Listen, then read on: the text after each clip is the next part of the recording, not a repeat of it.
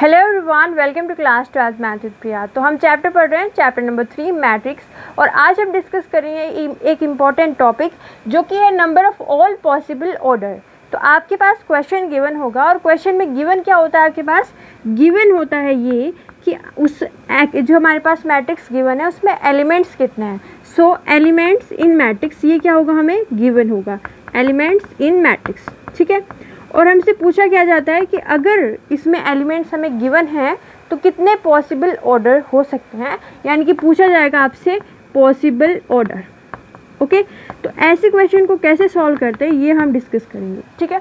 तो कोई एक मैट्रिक्स गिवन है, उसमें कितने एलिमेंट्स आ सकते हैं वो हमें पता है, तो उसके ऑर्डर्स क्या होंगे, ऑर्डर क्या क्या हो सकते हैं ये हमें यहाँ पे बताना है, ठीक है। तो एक एग्जाम्पल देते हैं, एक एग्जाम्पल नंबर 2 जो है हमारे पास, एग्जाम्पल नंबर 2 है एनसीईआरटी का। तो वो क्वेश्चन क्या कह रहा है, if a matrix has 8 elements, तो 8 एलिमेंट्स उस मैट्रिक्स के अंदर आ सकते हैं, ठीक है, ये हमें बता दिया गया है। तो उसके पॉसिबल ऑर्डर क्या क्या हो सकते हैं ये हमें यहाँ पे बताना है, ठीक है। तो आपको सिंपली क्या करना है, जो भी एलिमेंट्स आपको गिवन है, ठीक है, वो क्या है, 8 है, ठीक है, 8 एलिमेंट्स है। अब हमने एक लास्ट क्लास में कॉन्सेप्ट देखा था कि अगर हमारे पास ऑर्डर हो m क्रॉस n, किसी एक मैट्रिक्स का ऑर्डर अगर m क्रॉस n हो तो उसमें एलिमेंट्स कितने आते हैं, उसमें एलिमेंट्स आते हैं mn। ये हमने डिस्कस किया था कि अगर एलिमेंट्स जो है mn है तो उसका ऑर्डर m क्रॉस n होगा। अब यहाँ पे एक चीज़ है कि एलिमेंट्स यानी कि 8, ठीक है, तो mn जो है वो हमें किसके इक्वल गिवन है, 8 के इक्वल गिवन है। तो 8 को हम कैसे लिख सकते हैं, एज अ मल्टीप्लिकेशन आपको बताना है कि 8 को हम किस तरीके से लिख सकते हैं। जैसे कि 8 को हम लिख सकते हैं 1 इंटू 8, ओके, 1 को 8 से मल्टीप्लाई करोगे 8 ही मिलेगा। तो ऐसे अगर आप उसको लिख पाओ तो वो जो मिलेगा वही क्या होगा, उसका ऑर्डर होगा। जैसे कि फॉर एग्जाम्पल यहाँ पे 8 गिवन है, तो 8 को हम कैसे लिख सकते हैं, इसको हम लिख सकते हैं 1 इंटू 8, ओके। अगर 1 इंटू 8 है तो इसको 8 इंटू 1 भी लिख सकते हैं। 8 को 1 से मल्टीप्लाई करो या 1 को 8 से मल्टीप्लाई करो, मिलेगा 8, ठीक है। इसको हम लिख सकते हैं 2 के टर्म में अगर हम लिखना चाहें तो 2 इंटू 4, यस 2 इंटू 4 तो क्या हो जाएगा 8, तो ये भी आ जाएगा। अब आप कहोगे कि 4 इंटू 2 भी तो लिख सकते हैं, तो यस ये भी क्या हो जाएगा, पॉसिबल ऑर्डर हो जाएगा, ओके। अब इसके बाद में अगर आप देखो 1 क्रॉस 8 हो गया, 8 क्रॉस 1, 2 क्रॉस 4, 4 क्रॉस 2।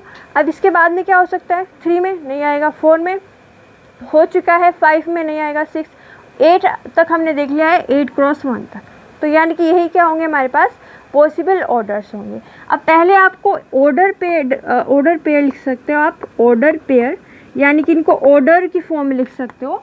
तो उसमें आपको क्या करना है, बस कॉमा लगा के लिख देना है, यानी कि आप ऐसे लिख सकते हो, ये एक ऑर्डर पेयर हो गया, इसको मल्टीप्लाई करके 8 मिल रहा है, ठीक है। इसी तरीके से आप लिख सकते हो 8 क्रॉस 1, 2 इंटू 4, ओके, ये हो जाएगा हमारे पास 4 इंटू 2। तो बस ऐसे कोमा लगा के आप ऑर्डर पेयर बना सकते हो, ये सेट आप कह सकते हो कि ये ऑर्डर पेयर का सेट हो गया, ओके।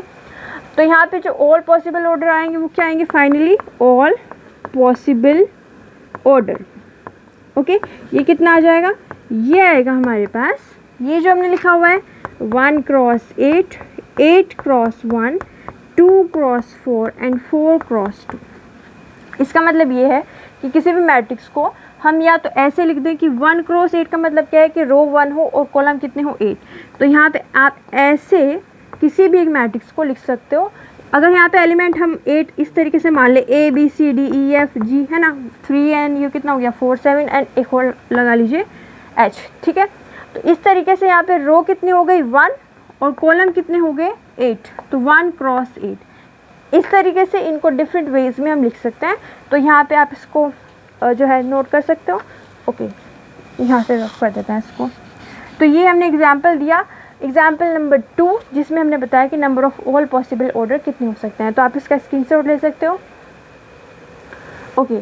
तो ये हो गया हमारे पास एग्जाम्पल नंबर 2। अगली क्लास में हम आगे कॉन्सेप्ट सीखेंगे। अगर आपको हमारी वीडियो अच्छी लगी है तो लाइक कीजिए, शेयर कीजिए, हमारे चैनल को सब्सक्राइब कीजिए। Thank you so much for watching.